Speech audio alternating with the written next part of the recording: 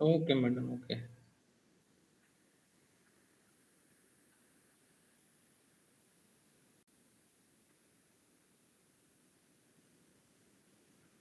अभिषेक। Yes sir. Okay, join कर लिए सभी लोग। चलिए स्टार्ट करते हैं। Good evening all research scholar. Myself, Dr. Shravan Kumar Yadav, Assistant Professor, Department of Physical Education, CSJM University, Kanpur. Today we discuss about domains of physical education.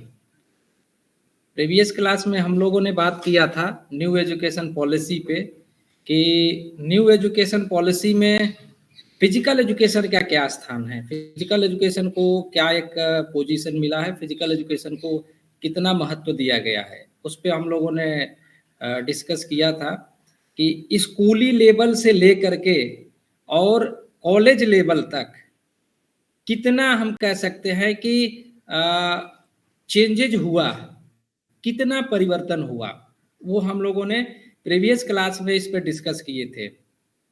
Actual में हमको ये देखना है कि फिजिकल एजुकेशन के research के area में कितना हम कह सकते हैं कि मॉडिफिकेशन हुआ। उस दिन हम लोगों ने एक ओवरऑल चर्चा ये किए थे कि जिसमें ये देखा गया था कि फिजिकल एजुकेशन को स्कूल लेवल से लेकर के और यूनिवर्सिटी लेवल तक के जो कोर्सेस है फिजिकल एजुकेशन के, किस तरह से कोर्सेस को मॉडिफाई किया गया है।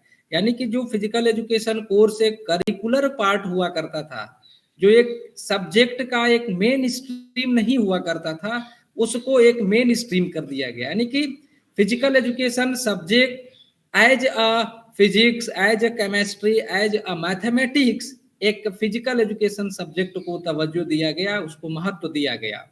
ये न्यू एजुकेशन पॉलिसी में फिजिकल एजुकेशन के लिए एक इम्पोर्टेंस है कि कितना इसमें फिजिकल एजुकेशन को जगह दी गई, कितना उसको इम्पोर्टेंस दिया गया। जब हम लोगों ने कॉलेज और यूनिवर्सिटी की बात किए तो कॉलेज और यूनिवर्सिटी में जो कोर्सेस की बात है, चाहे हम बीपीएड कोर्स की बात कर ले या एमपीएड कोर्स की बात कर ले, तो उन कोर्सेस में कितना मॉडिफिकेशन हुआ, कितना मॉडिफाई हुआ। जैसे अगर हम बीएड की बात कर लें तो बीएड कोर्स में जिस तरह से चेंजेज हुआ कि 4 साल के बीएड चलेंगे, बीपीएड में भी एनसीटी के नॉर्म्स के अकॉर्डिंग बीपीएड भी 4 साल के कोर्सेज चलेंगे। तो ओवरऑल जब हम लोग यूजी की बात किया था कि न्यू एजुकेशन पॉलिसी ने जो यूजी अंडर ग्रेजुएट कोर्सेस है उसमें किस प्रकार से मॉडिफिकेशन किया, तो वो जो कोर्सेस हैं उनको मॉडिफिकेशन करके और 4 साल का जब ग्रेजुएशन करेंगे तो जब हम रिसर्च की बात करते हैं तो रिसर्च में 1 साल की मास्टर डिग्री और 1 साल की मास्टर डिग्री के बाद आपको पीएचडी स्ट्रीम में जाना था। तो हम लोग जब चर्चा कर रहे हैं कि फिजिकल एजुकेशन का रिसर्च में, क्योंकि हम PhD pre PhD course work में हम न्यू एजुकेशन पॉलिसी का इम्प्लीमेंटेशन पढ़ रहे हैं, तो न्यू एजुकेशन पॉलिसी के इम्प्लीमेंटेशन से अगर किसी टॉपिक की बात करें कि कैसे टॉपिक का सिलेक्शन कर सकते हैं, किस तरह से, तो इसमें हमको बहुत सारे टॉपिक बन सकते हैं। इसमें हम कंपेयर कर सकते हैं कि जो ओल्ड एजुकेशन पॉलिसी थी, जो पुरानी एजुकेशन पॉलिसी थी और न्यू एजुकेशन पॉलिसी के सिलेबस पैटर्न पे हम कंपैरिजन कर सकते हैं। उसके जो कोर्स के स्ट्रक्चर है उस पे हम कर सकते हैं। जो सब्जेक्ट का इंपॉर्टेंस है उस इंपॉर्टेंस पे हम कंपैरिजन कर सकते हैं न्यू एजुकेशन और पुरानी हम कह सकते हैं कि जो ओल्ड एजुकेशन है। तो हमको रिसर्च के एरिया में हमको जब हम पीएचडी कर रहे हैं तो क्या क्या चीजें हमको न्यू एजुकेशन पॉलिसी से किस किस टॉपिक पे हम उसमें रिसर्च कर सकते हैं। तो ये एरिया, बहुत से एरिया, अगर न्यू एजुकेशन पॉलिसी में अगर सम सब्जेक्ट का भी कंपैरिजन कर ले या हम कोरिलेशन भी देख सकते हैं कि एक फिजिकल एजुकेशन सब्जेक्ट का, एक फिजिक्स और केमिस्ट्री या मैथमेटिक्स सब्जेक्ट का एक कोरिलेशन देख सकते हैं कि कितना इंपॉर्टेंस है, कि क्या फिजिक्स केमिस्ट्री वाला बच्चा जो फिजिकल एजुकेशन ले रहा है तो उसका कितना इंपॉर्टेंस है। इनके बीच आप कंपेयर करना चाहते हैं, कंपेयर कर सकते हैं। इनके बीच आप कोरिलेशन निकालना चाहते हैं, कोरिलेशन निकाल सकते हैं। यानी कि जो पुरानी एजुकेशन पॉलिसी है उसमें जो सारे मॉडिफिकेशन हुए और अभी जो न्यू एजुकेशन पॉलिसीज में जो मॉडिफिकेशन हुए हैं, तो सबसे इंपॉर्टेंस अगर हम बात करें तो सिलेबस करिकुलम की बात कर लें या सब्जेक्ट को जो मेन स्ट्रीम में रखा गया फिजिकल एजुकेशन के लिए, जो सबसे इंपॉर्टेंट चीज है कि physical education subject as a mainstream, एक मेन स्ट्रीम का सब्जेक्ट हो गया। तो उससे संबंधित आपको क्या क्या रिसर्च कर सकते हैं, क्या क्या रिसर्च के टॉपिक आप रख सकते हैं। तो इसके जब हम लोगों ने ये देखा उस पिछले क्लास में कि फिजिकल एजुकेशन और न्यू एजुकेशन पॉलिसी का किस तरह से रिलेशन रहा, कितना फिजिकल एजुकेशन के एरिया में, फिजिकल एजुकेशन और स्पोर्ट्स के एरिया में कितना मॉडिफिकेशन हुआ। तो उस दिन मैंने पिछली क्लास में चर्चा हुआ था कि जो सबसे इंपॉर्टेंट चीज थी वो स्कूली लेवल पे थी, क्योंकि स्कूलिंग लेवल में फिजिकल एजुकेशन एज अ को करिकुलर एक्टिविटी, को करिकुलर एक सब्जेक्ट के रूप में था, जिसका मेन एग्जाम में या जो एग्जाम होता है बोर्ड के उसमें मार्क्स उसके ऐड नहीं होते थे, उसकी केवल ग्रेडिंग दी जाती थी और ग्रेडिंग उसके फिजिकल एक्टिविटी वगैरह से करा करके, कुछ गेम्स करा करके उसमें ग्रेडिंग दी जाती थी। बट अब क्या कर दिया गया, अब एज अ मेन सब्जेक्ट, जैसे फिजिकल एजुकेशन फिजिक्स है, केमिस्ट्री है, ज्योग्राफी है, हिस्ट्री है, कॉमर्स है, उसी तरह से फिजिकल एजुकेशन सब्जेक्ट भी है। तो ये जो मॉडिफिकेशन हुआ ये बहुत ही इंपॉर्टेंट फिजिकल एजुकेशन के लिए। बट हायर एजुकेशन में कोई बहुत ज्यादा बड़े पैमाने पे बदलाव की हम बात नहीं कर सकते हैं, क्योंकि हमारे यहाँ बीपीएस बीपीई कोर्स अभी भी 3 साल के चलते हैं, कहीं कहीं के बीपीई कोर्स 4 साल के चलते हैं। तो उसके बाद आपको पीजी करने हैं, पीजी 2 साल के किया आपने, मास्टर डिग्री हमारे यहाँ पूरे इंडिया में, पूरे भारत में मास्टर डिग्री 2 साल की ही चलती है, मास्टर डिग्री का कोई अलग प्रोविजन नहीं है। यानी एमपीएड या एमपी जो कोर्स चलता है पूरे देश में 2 साल का ही चलता है। तो जो बच्चा बीपी 4 साल का करता है वो एमपीएड कर लेता है डायरेक्ट, और जो बीपी 3 साल का करता है वो बीपीएड करके फिर मास्टर डिग्री करता है। तो हायर एजुकेशन के परिप्रेक्ष्य में अगर हम बात करें तो बहुत ज्यादा मॉडिफिकेशन नहीं हुआ न्यू एजुकेशन पॉलिसी में, बट स्कूलिंग लेवल पे बहुत ही इंपॉर्टेंस बदलाव हुआ, बहुत ही महत्वपूर्ण बदलाव हुए, जिससे कि एक फिजिकल एजुकेशन को सब्जेक्ट के रूप में रख दिया गया। अभी भी न्यू एजुकेशन पॉलिसी के पहले भी विश्वविद्यालयों में बहुत से डिपार्टमेंट फिजिकल एजुकेशन के चल रहे थे। वो physical education department NCT govern BPEd और एमपीएड डिपार्टमेंट नहीं, वो डिपार्टमेंट था department of physical education. BA में फिजिकल एजुकेशन, बीकॉम में फिजिकल एजुकेशन, बीएससी में फिजिकल एजुकेशन। यानी कि जो बच्चे बीए बीकॉम बीएससी करते हैं, जो हिस्ट्री ज्योग्राफी लेते हैं, वो उनके साथ फिजिकल एजुकेशन ले सकते हैं। फिजिक्स केमिस्ट्री के जो बच्चे ग्रेजुएशन में जो इस टाइप के स्ट्रीम थे, तो फिजिकल एजुकेशन एक थर्ड उसके सब्जेक्ट के रूप में ले सकते थे। यानी कि फिजिकल एजुकेशन के डिपार्टमेंट पहले से भी भारत के कई राज्यों में, कई विश्वविद्यालयों में डिपार्टमेंट चल रहा था। यानी ये जो फिजिकल एजुकेशन ग्रेजुएशन लेवल का, जिसे बीए में फिजिकल एजुकेशन आपने लिया, बीएससी में फिजिकल एजुकेशन लिया, इसको यूजीसी गवर्न, इसको एनसीटी गवर्न नहीं करती है। लेकिन बीपीएड और एमपीएड जो कोर्स होता है, जैसे बीएड एमएड होता है, तो BPEd MPEd and BEd MEd ये जो कोर्स होता है, इसको एनसीटी द्वारा इसको गवर्न किया जाता है। एनसीटी के करिकुलम को इसमें इंप्लीमेंट किया जाता है, एनसीटी के जो नॉर्म्स होते हैं उसको इसको अडॉप्ट किया जाता है, उसको फॉलो किया जाता है। बट बीए में जो फिजिकल एजुकेशन सब्जेक्ट पढ़ा, जैसे बहुत सी यूनिवर्सिटी है, बनारस की काशी विद्यापीठ है, पूर्वांचल यूनिवर्सिटी है, पूर्वांचल वीर बहादुर सिंह पूर्वांचल यूनिवर्सिटी, इस तरह की कई यूनिवर्सिटी है जहां फिजिकल एजुकेशन ग्रेजुएशन में एक सब्जेक्ट के रूप में चल रहा है। बीए फिजिकल एजुकेशन, एमए भी फिजिकल एजुकेशन में चलता है कि MA in physical education. But अब क्या हो गया, अब ये सारे पैटर्न सब एक हो जाएगा, यानी कि उसमें सिमिलरिटी की बात की गई न्यू एजुकेशन पॉलिसी में कि तरह तरह के कोर्सेस नहीं चलेंगे, कोर्सेस एक ही चलेंगे। लेकिन न्यू एजुकेशन पॉलिसी जब इंप्लीमेंट हो रही है तो जो न्यू सेशन के स्टूडेंट हैं उस पर इंप्लीमेंट होगा। जब तक पुराने सेशन के स्टूडेंट निकल नहीं जाएंगे पूरी तरह से, जब तक ओवरऑल इसका इंप्लीमेंटेशन नहीं हो सकता है। तो जो न्यू सेशन के बच्चे करंट सेशन में एंट्री कर रहे हैं उनके ऊपर ये इंप्लीमेंटेशन हो रहा है। लेकिन जो पुराने बच्चे हैं, जो एक्स स्टूडेंट है, उन पे जो पुरानी सिस्टम है, जो पुरानी शिक्षा व्यवस्था है, जिस तरह से विश्वविद्यालयों में कोर्स चल रहे हैं, वो उसी के अकॉर्डिंग उनके एग्जाम्स भी होंगे और उसी के अकॉर्डिंग उनके जो भी प्रैक्टिकल्स वगैरह होते हैं सब होंगे। अब अपने डिपार्टमेंट की अगर हम बात कर लें, छत्रपति साहू जी महाराज विश्वविद्यालय की डिपार्टमेंट ऑफ फिजिकल एजुकेशन की, तो आप देखिए जो न्यू सेशन के बच्चे हैं, जो BPEd first, BPS first and APEd first के जो बच्चे हैं, उनके एग्जाम के पैटर्न अलग हैं। लेकिन जो बच्चे बीपीएड थर्ड और एमपीएड थर्ड के जो बच्चे हैं, उनके एग्जाम के पैटर्न अलग है। ये इसलिए है, जो फर्स्ट सेमेस्टर के बच्चे हैं, ये न्यू एजुकेशन पॉलिसी के अकॉर्डिंग उनके प्रैक्टिकल, उनके एग्जाम्स, उनके करिकुलम वगैरह डेवलप किया जा रहा है। लेकिन जो एक्स स्टूडेंट है, जो थर्ड सेमेस्टर के स्टूडेंट हैं या जो फोर्थ सेमेस्टर के स्टूडेंट हैं, वो पुराने पैटर्न पे उनके एग्जाम हो रहे हैं। पुराने पैटर्न पे, यानी ड्यू टू कोविड, कोरोना की वजह से उनके एग्जाम के कुछ पैटर्न्स बदले गए थे। उनके एग्जाम्स ऑब्जेक्टिव टाइप के होते थे, जिसमें यूजी में 100 क्वेश्चन और पीजी में आपके 60 क्वेश्चन आते थे। तो वो पुराने पैटर्न है, उसको पुराने पैटर्न पे चलाएंगे। जो लेकिन जो न्यू एडमिशंस होते हैं, जो न्यूली एडमिटेड स्टूडेंट्स होते हैं, इनको न्यू एजुकेशन पॉलिसी का इम्प्लीमेंट किया जाता है, इनके ऊपर न्यू एजुकेशन पॉलिसी का इम्प्लीमेंटेशन होता है। अब हम लोग बात कर लेते हैं डोमेन्स ऑफ फिजिकल एजुकेशन।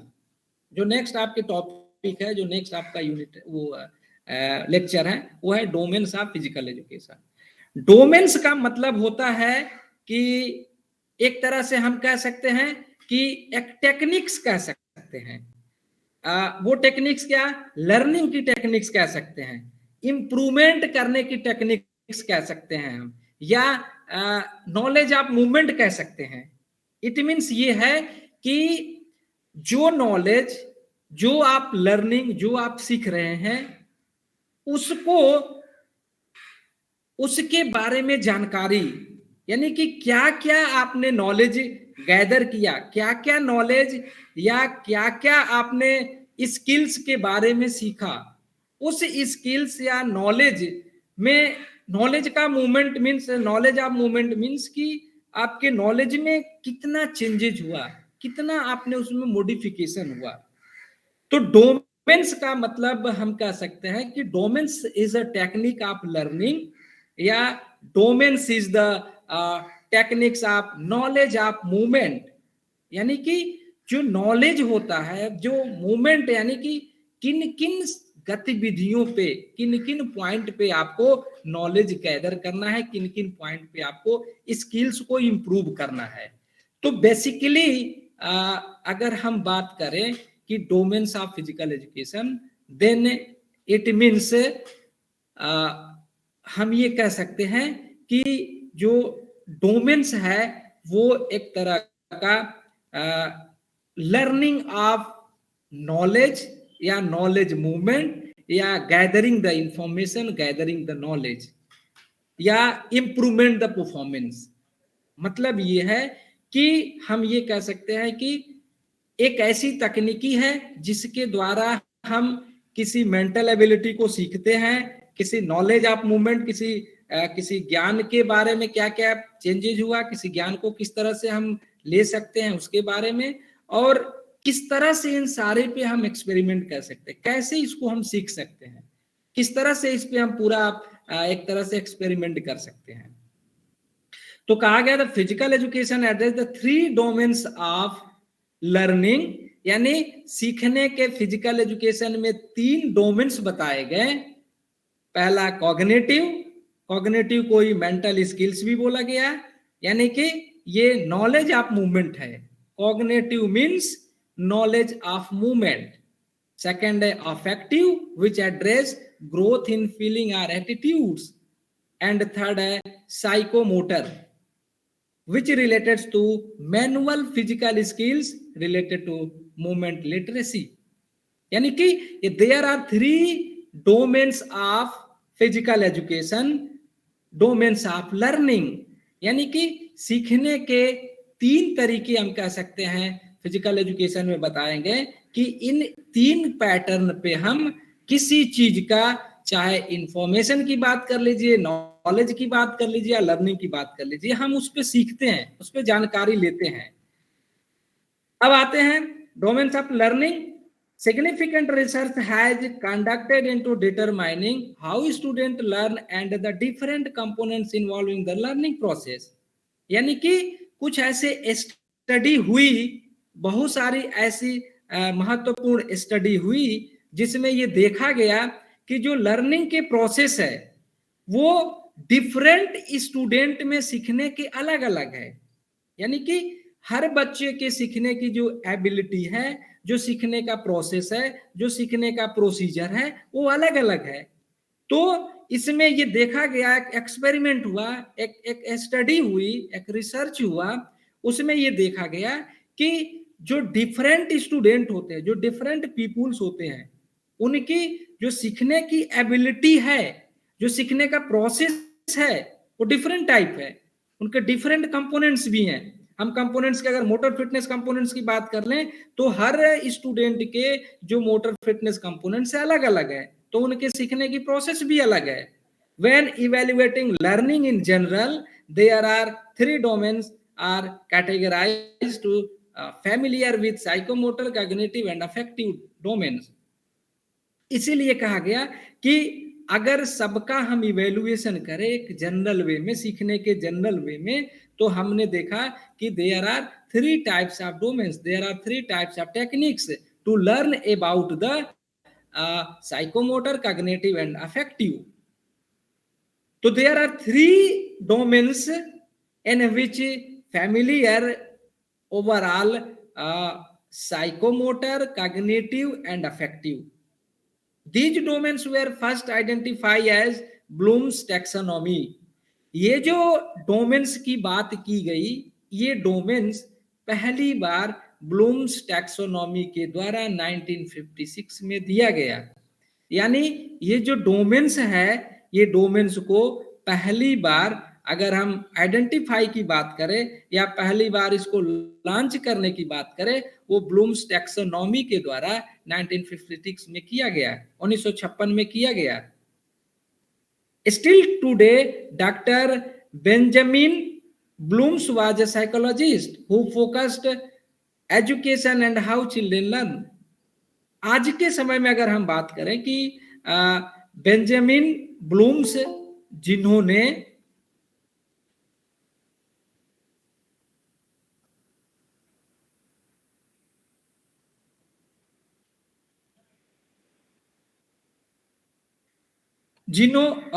ये एक साइकोलॉजिस्ट थे, एक मनोवैज्ञानिक थे। इन्होंने क्या किया, एजुकेशन में किस तरह से इस डोमेन्स को, इस टेक्निक्स को इम्प्लीमेंट किया जाएगा बच्चों के ऊपर कि एजुकेशन को अच्छी तरह से डेवलप किया जा सके, एजुकेशन का एक अच्छा मैसेज जाए। तो डॉक्टर बेंजामिन ब्लूम्स ने इसको एजुकेशन के लिए बच्चों को किस तरह से हम मोटिवेट कर सकते हैं, किस तरह से उनको फोकस किया जा सकता है एजुकेशन के ऊपर, उसके बारे में उन्होंने चर्चा किया। First we have the psychomotor domain, first we have the discuss about psychomotor domain. सबसे पहले हम साइकोमोटर डोमेन्स की चर्चा करते हैं।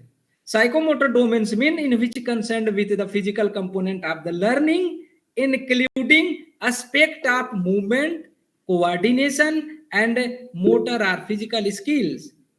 साइकोमोटर को जनरल वे में कहा गया कि साइकोमोटर डोमेन्स या साइकोमोटर एक ऐसी एबिलिटी है, एक ऐसी फिजिकल कंपोनेंट्स की एबिलिटी है, या एक ऐसे फिजिकल कंपोनेंट्स ऑफ लर्निंग है, सीखने के फिजिकल कंपोनेंट्स है, इंक्लूडिंग एस्पेक्ट ऑफ मूवमेंट, जिसके अंतर्गत कोऑर्डिनेशन, मोटर और फिजिकल स्किल्स देखा जाता है। जब हम कोऑर्डिनेशन की बात करते हैं तो कोऑर्डिनेशन हम बात कर लेंगे हैंड आई कोऑर्डिनेशन, आई लेग कोऑर्डिनेशन, ये कोऑर्डिनेशन होता है। तो इसको कहा जाता है कि कुछ ऐसी क्रियाएं, कुछ ऐसी एक्टिविटी जिनके द्वारा हम ये जो कोऑर्डिनेशन एबिलिटी है या मोटर और फिजिकल स्किल्स है, इसी को हम कहते हैं कि ये फिजिकल स्किल्स है। क्या, जैसे आप वॉलीबॉल में सर्विस करते हैं, तो वॉलीबॉल में अगर अपर हैंड सर्विस कर रहे हैं तो उस समय आपको एक हाथ से बॉल को टॉस करनी है और दूसरे हाथ से उसको हिट करनी है। लेकिन इसके साथ कॉम्बिनेशन क्या है, हाथ और आई का है, combination of year and I. वो अलग चीज है कि जब खिलाड़ी मैच्योर्ड हो जाता है तो विदाउट बॉल को देके सर्विस कर देता है, और कोऑर्डिनेशन उसका एडजस्टमेंट इतना इतना परफेक्ट होता है कि वो बॉल पे हिट कर देता है विदाउट बॉल को जज किए, विदाउट बॉल को देखे हुए। ये एडाप्टेशन एंड कोऑर्डिनेशन है, इसी को कोऑर्डिनेशन कहा जाता है। बट अगर कोई बिगिनर प्लेयर्स है तो उस बिगिनर्स प्लेयर्स के लिए ये चीजें जज करना पड़ता है। फुटबॉल पे आप पुश पास कर रहे हैं, फुटबॉल पे आप किक कर रहे हैं, तो किक करते समय आपके लेग एंड आई का कोऑर्डिनेशन होना चाहिए। तो इसको बोला गया, इसको जो ब्लूम्स टेक्सोनॉमी है उन्होंने कहा कि it is the psychomotor domains.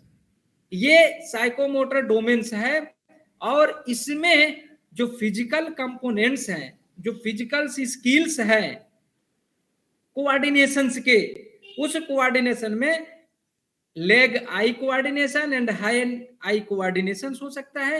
इनका एक हम कह सकते हैं कि ये कोऑर्डिनेशन देखा गया, तो इसको बोला गया psychomotor domains.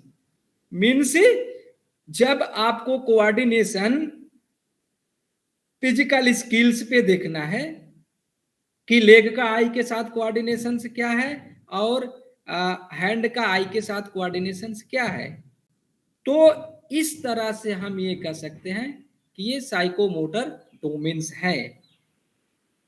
Including as we age our capacity for developing psychomotor skills improves.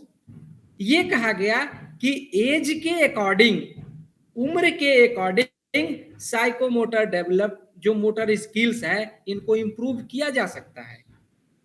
इसका मतलब यह है कि अगर किसी बच्चे को ट्रेनिंग दी जा रही है, कोई छोटा बच्चा है और उसको ये कोऑर्डिनेशन नहीं आता है, तो उसको प्रैक्टिस के द्वारा, उसको ट्रेनिंग के द्वारा इस स्किल्स को क्या किया जा सकता है, इंप्रूव किया जा सकता है। तो उनकी जो कैपेसिटी है, उनकी जो एबिलिटी है, कैपेबिलिटी है, उसको क्या कर सकते हैं, इंप्रूव कर सकते हैं। फॉर एग्जाम्पल, इसकी एक एग्जाम्पल है जिसमें a child will develop the ability to walk while a young adult might develop the ability to tap dance.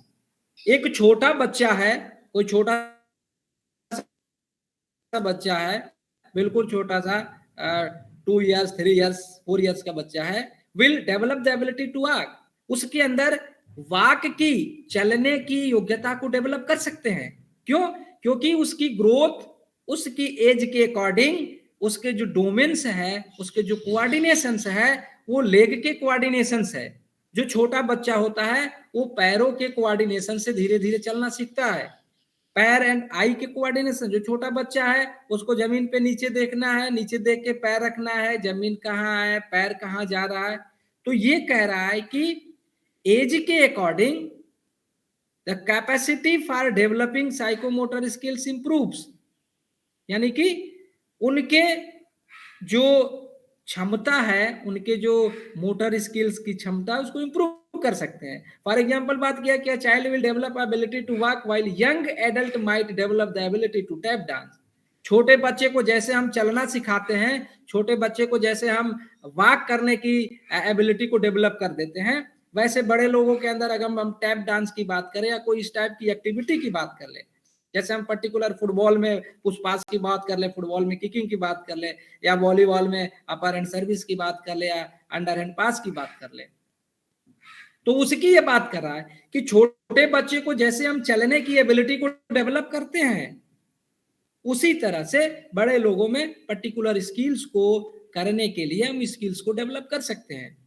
जब कोई वॉलीबॉल का प्लेयर्स होगा और उसको वॉलीबॉल के स्किल्स के बारे में, उसके टेक्निक्स के बारे में नहीं पता होगा, तो उस प्लेयर्स को आप जब सिखाएंगे तो ये कहीं ना कहीं साइकोमोटर डोमेन, साइकोमोटर एबिलिटी उसको इस्तेमाल करना होगा।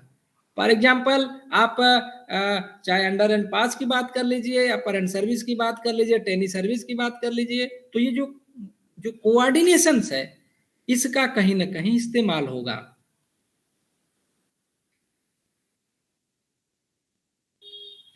Under normal circumstances, you would expect the typical but complex tap dancer routines, but in the lace of surprise, see the teenager do so. Next we have the cognitive domains. अगला हम लोग discuss करेंगे, अगला जो domains है वो है cognitive domains, in which is the centered on intelligence and developing new knowledge and mental skills. तो अगर हम बात करें कि what is the cognitive domains, तो कॉग्निटिव डोमेन्स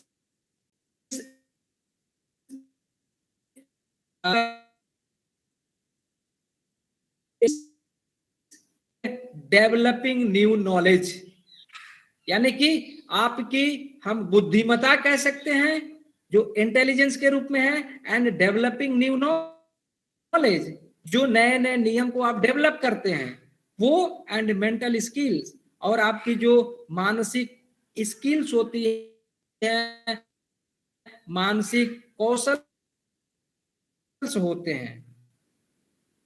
तो कॉग्निटिव मीन्स हम ये कह सकते हैं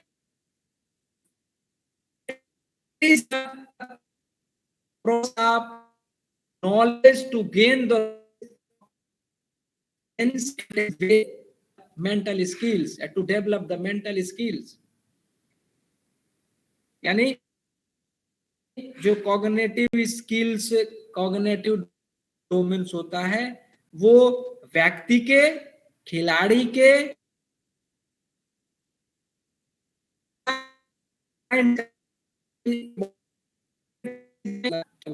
ड्यूरिंग द गेम। अगर आप बात करिए किसी पर्टिकुलर गेम की बात कर लीजिए, वॉलीबॉल की बात कर लीजिए। इंटेलिजेंट का मतलब होता है, क्लास में जैसे हम लोग पढ़ते हैं तो क्लास में बात होता है कि ये बच्चा इंटेलिजेंट है। इंटेलिजेंट का मतलब हु जज the situations as quick as possible, जिस प्रकार से स्टूडेंट परिस्थितियों को जितना जल्दी से जल्दी, जितने कम समय समझ जाता है, he has achieved the better knowledge, he have a good knowledge, उसके पास एक अच्छा नॉलेज होता है। तो इंटेलिजेंस मीन्स होगा ड्यूरिंग द गेम की। अगर हम बात करें कि गेम में इंटेलिजेंस का मतलब क्या है, तो गेम में इंटेलिजेंस का मतलब यह है कि खिलाड़ी सिचुएशंस को समझ करके उसका रिस्पॉन्स करे। फॉर एग्जाम्पल फुटबॉल की बात कर ले, किसी खिलाड़ी के पास बॉल है, वो बॉल को लेकर ड्रिबल कर रहा है और उसके सामने अपोजिशन के दो खिलाड़ी आते हैं, फिर उसको अपने इंटेलिजेंस को दिखाना है, उसके अपने बुद्धिमत्ता को साबित करना है। बुद्धिमत्ता को साबित करने का मतलब यह है कि वो तुरंत डिसीजन ले कि अब हमें क्या करना है, हमको बॉल किसके पास पास करनी है।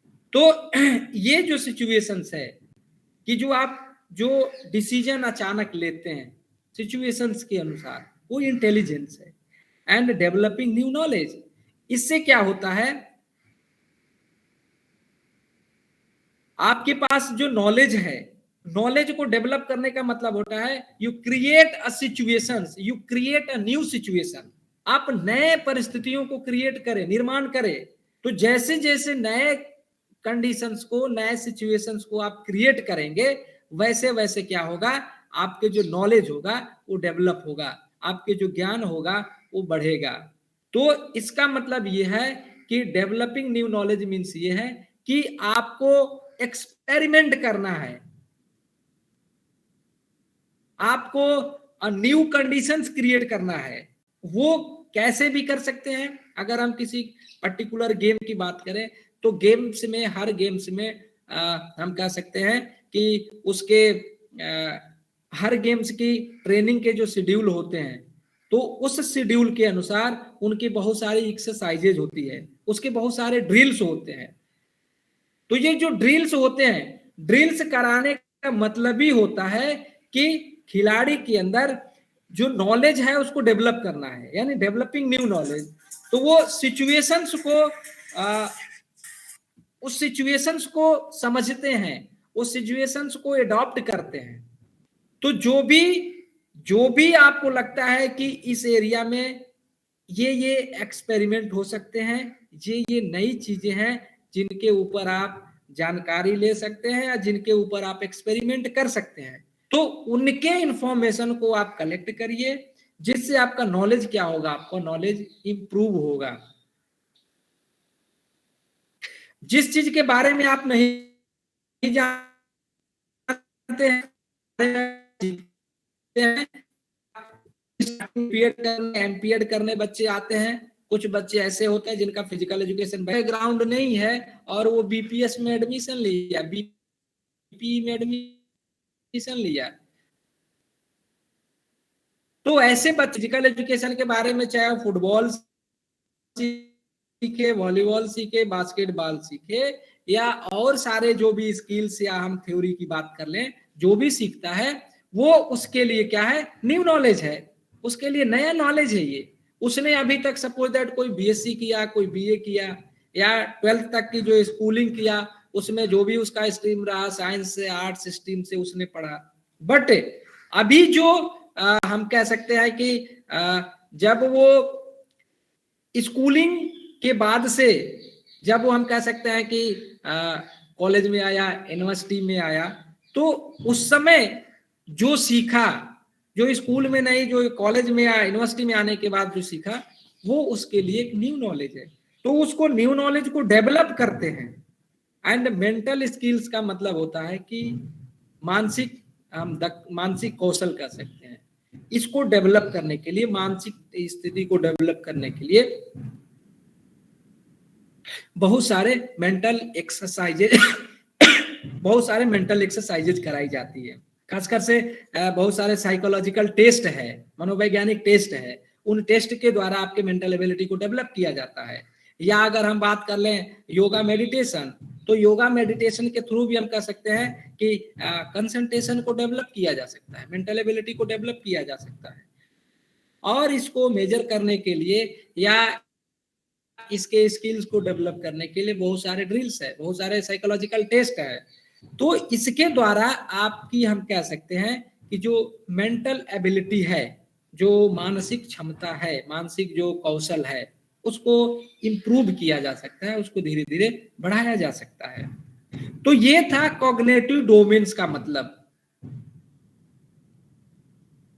कॉग्निटिव डोमेन्स का मतलब ये था कि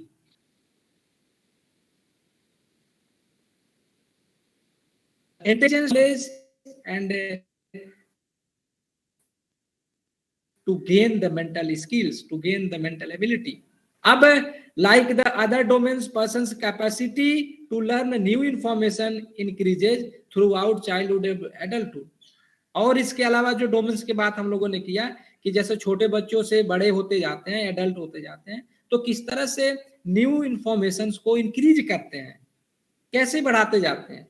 छोटा बच्चा जब होता है तो वो जो चीजें को सीखता है, धीरे धीरे वो स्कूल में आता है, फिर वो बचपन में जो सीखा, फिर स्कूल में आया, स्कूल से कॉलेज में आया, तो वो जो उनके सीखने का इंफॉर्मेशन का जो न्यू इंफॉर्मेशन का टेक्निक है, वो उसको क्या करता है, धीरे धीरे इंक्रीज करता है, धीरे धीरे बढ़ाता है। यानी बच्चा जैसे जैसे बड़ा होता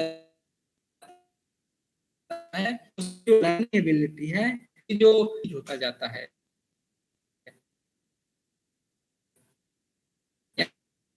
अपना जो होता है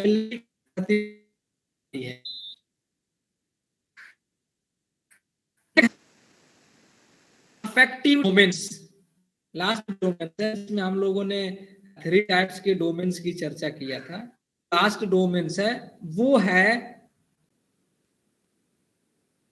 affective domain, focused on emotional development learning. देखिए ये तीनों में बेसिक डिफरेंस क्या क्या है। जैसे साइकोमोटर डोमेन्स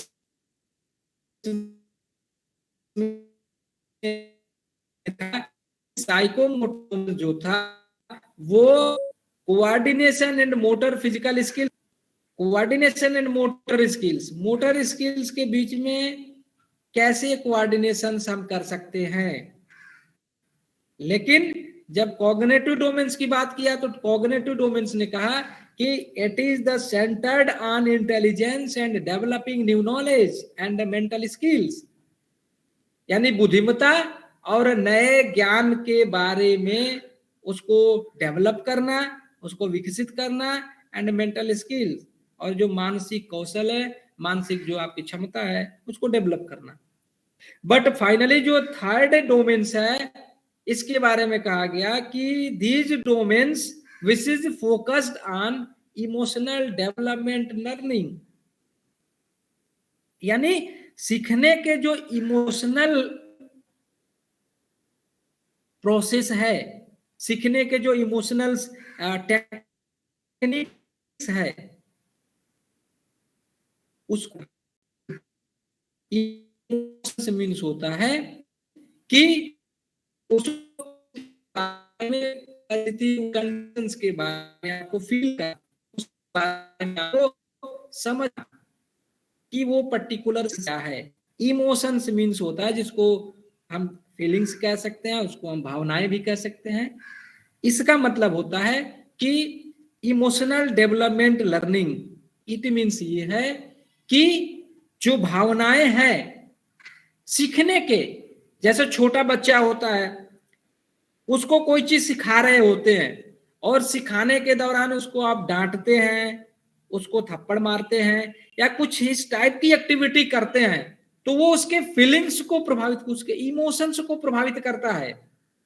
तो ये जो डोमेन्स है सीखने के, ये बताता है कि बच्चों को किस तरह से सिखाया जाए, उनके अंदर कैसे सिखाने की टेक्निक दिया जाए जिससे कि में सीख सके। इसके अंदर जो फोकस किया अफेक्टिव लर्निंग, यानी सीखने के भावनात्मक जो प्रोसेस है उसको डेवलप करना, यानी कि बच्चों की बात कर ले या एडल्ट्स की बात कर ले, उनको इमोशनल रूप से सिखाना, यानी कि वो उसको एक फीलिंग्स के रूप में सीखे कि नहीं, हाँ ये चीज, जैसे अगर बहुत पहले की बात करें तो स्कूलों में टीचर्स के द्वारा बहुत डांट पड़ती थी या थप्पड़ भी पड़ते थे या डंडे भी मारते थे। बहुत पहले की अगर बात करें, जब इस टाइप के चाहे आप सीबीएसई की बात कर लीजिए या जो भी उसकी रूलिंग बनी कि किसी स्टूडेंट को आप डांट नहीं सकते, किसी स्टूडेंट को आप उस टाइप से आप नहीं बोल सकते हैं। उसके पहले ऐसा नहीं था, टीचर्स बच्चों को नहीं समझ में आता था, कुछ बताया नहीं बता पाया, उसको मारता भी था, उसको डांटता भी था। तो डांटने से उसका जो इमोशंस होता है वो कैसे प्रभावित होता है, तो किसी परिस्थिति को समझने के लिए उसके इमोशंस को डेवलप करना कि कंडीशंस क्या क्या आती है। जैसे कोई वैसी कंडीशंस आ गई जिसमें बच्चों को, जिसमें खिलाड़ी को अपने सिचुएशंस के बारे में उसको एडॉप्ट करना है। फॉर एग्जांपल अगर हम बात कर लें कि कोई गेम हो रहा है, चाहे हम ऑल इंडिया की बात कर लें, इंटर यूनिवर्सिटी की बात कर लें, तो उस गेम में जो टीमें पार्टिसिपेट करती हैं, जो टीमें खेल रही होती हैं, खिलाड़ियों के बीच में जो इमोशनल से एक अटैचमेंट जो होता है कि खिलाड़ी एक दूसरे को, खिलाड़ी को समझता है, जिसको स्पिरिट कहा जाता है, स्पोर्ट्स स्पिरिट कहा जाता है, उसको भी हम इमोशन से जोड़ सकते हैं। स्पोर्ट्स स्पिरिट मीन्स है इमोशंस ही है, वो इमोशनल्स ही है। तो ये क्या करता है, ये जो स्पोर्ट्स है उसको, इसको एक तरह से कहते हैं कि बॉन्ड करता है, उनको एक तरह से जोड़ता है। तो इससे हम ये कह सकते हैं कि खिलाड़ियों के अंदर एक पॉजिटिव हम कह सकते हैं एक लर्निंग का टेक्निक डेवलप होता है। यानी कि अगर किसी खिलाड़ी को चोट लग जाती है, तो टीमें गेम खेल रही होती है, किसी खिलाड़ी से अपोजिशन प्लेयर्स को चोट लगती है, कुछ ऐसा होता है, तो उस खिलाड़ी के द्वारा उसको सपोर्ट दिया जाता है। गेम में ऐसा होता है जिसको स्पोर्ट्स स्पिरिट कहा जाता है कि किसी खिलाड़ी से किसी को चोट लग जाती है, फिर उसी खिलाड़ी के द्वारा उस खिलाड़ी को उठाया जाता है, उसको जो हल्का फुल्का ट्रीटमेंट समझ में आता है वो करता है। तो वो उसके इमोशंस को समझता है, उसी को कहा जाता है कि वो इमोशनल डेवलपमेंट आपको लर्निंग है। उस खिलाड़ी को फिर वो भावनात्मक रूप से उसको समझता है कि एक्चुअल में ये खिलाड़ी इंजर्ड हुआ है और ये खिलाड़ी मेरी वजह से ऐसा इसको चोटिल हुआ, मेरी वजह से इसको चोट लगी। तो जो इमोशनल डेवलपमेंट लर्निंग है उसका मतलब ये है कि जो जो सीखने के फीलिंग्स, जो सीखने की भावना होती है उसको डेवलप करना है, सिचुएशंस को समझना, क्योंकि किसी भी सिचुएशंस में अगर आप कंडीशंस को जज नहीं करते हैं, कंडीशंस को आप समझते नहीं हैं, तो उसको आप हम कह सकते हैं कि इजी वे में टेकल नहीं कर सकते। बहुत लोग देखते होंगे, खिलाड़ी की बात कर लीजिए, किसी क्लास की बात कर लीजिए, किसी ग्रुप्स की बात कर लीजिए, छोटे छोटे कंडीशन में लोग बिल्कुल उग्र हो जाते हैं, लोग अग्रेसिव हो जाते हैं। इट मीन्स उनके अंदर फीलिंग्स को, उनके जो सामने का सिचुएशंस है उसको समझने की जो इमोशंस है कि वो एक्चुअल में ऐसा क्यों हुआ, उसको डेवलप करना है। वो अफेक्टिव जो डोमेन्स है उसी को डेवलप करता है कि आपको परिस्थितियों को जज करना सीखे आप, जो कंडीशंस होता है उसको समझने का आपके अंदर एक जो भावनात्मक रूप से जो एबिलिटी है उसको बढ़ाना, वो होता है affective domains. And we have the capacity to acquire new feelings and emotions with age, as well as develop the control to manage how these feelings or emotions are expressed. जो मैंने बताया वो तरह से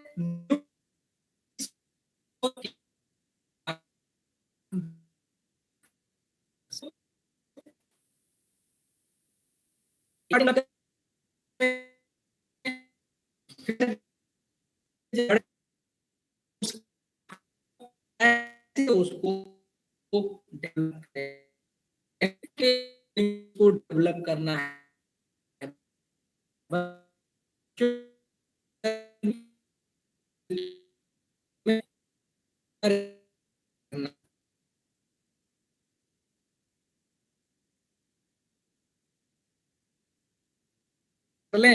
कि familiar with the three domains आप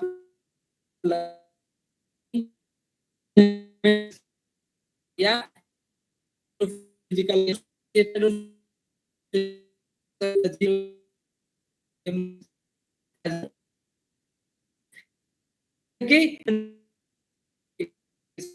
वो ने ये देखा किसी पर्टिकुलर रिक्स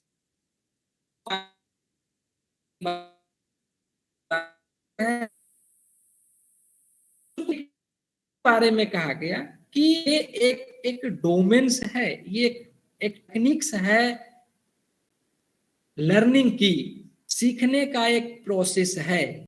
हम फिजिकल एजुकेशन की बात कर लें या किसी, and while it is easy to see how the psychomotor domains is linked to physical education, it may be less clear how effective and cognitive learning factors in two, यानी कि किस तरह से ये जो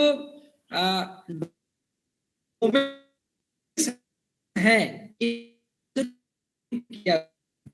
एक दूसरे से कैसे कहा जा सकता है। तो ये जो डोमेन्स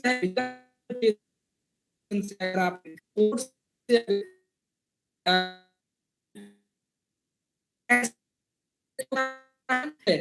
कॉग्निटिव डोमेन का किस तरह से इफेक्ट पड़ता है।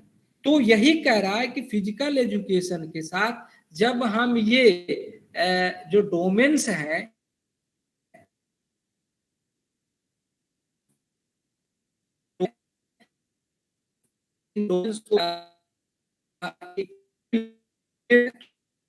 उसमें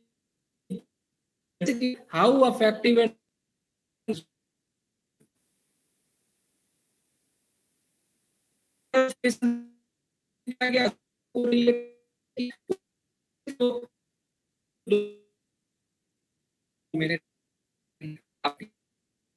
उनको रिलेट कर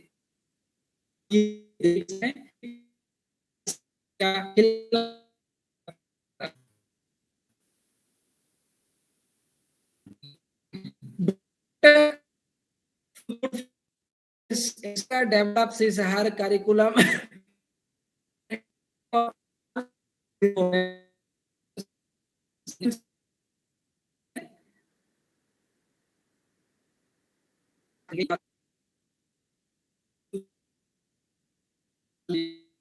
एक्टिविटी गेम्स कॉल्ड, इसका मतलब ये है कि ये जो तीनों डोमेन्स की बात की गई ओवरऑल, इस पे हम लोग एक बार डिस्कस कर लें कि डोमेन्स कहीं ना कहीं हम ये कह सकते हैं कि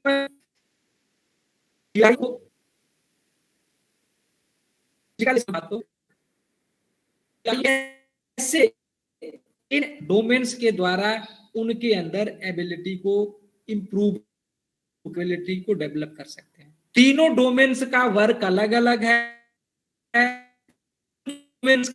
एबिलिटी को डेवलप करना, उसके हम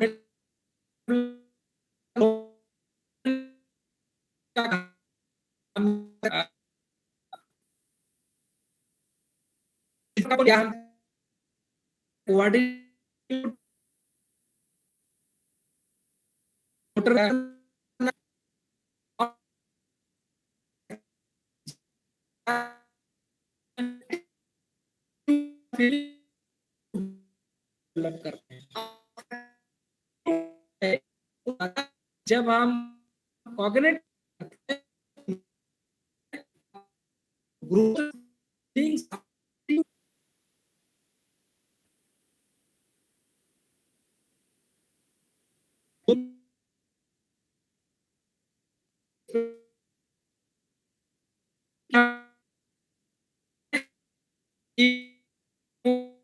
एटीट्यूड्स की बात करें, साइकोमोटर की बात करें, या जब हम उसके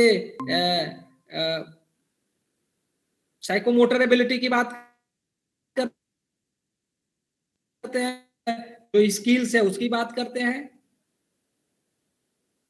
तो सारी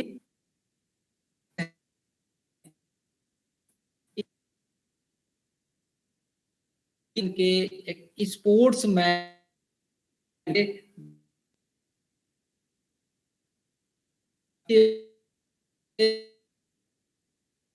जो स्किल्स है, चाहे वो फीलिंग्स की बात करें, एटीट्यूड बात करें, फिजिकल एक्सरसाइज की बात करें, या मोटर एबिलिटी की बात करें, ये बेसिकली है।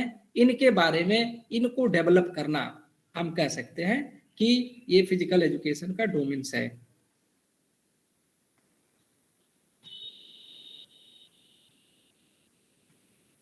अभिषेक, यस सर। आप लोगों को समझ में आया क्या है डोमेन्स, फिजिकल एजुकेशन के सीखने के जी सर, जी सर। डोमेन्स क्या है? ठीक है, तो आज की क्लास क्लोज करते हैं। बाकी नेक्स्ट क्लास में कल देखते हैं दुबे सर लेंगे या कटियार जी लेंगे, कोई क्लास लेगा। ओके तो सर। आज क्लोज करते हैं। नीतू,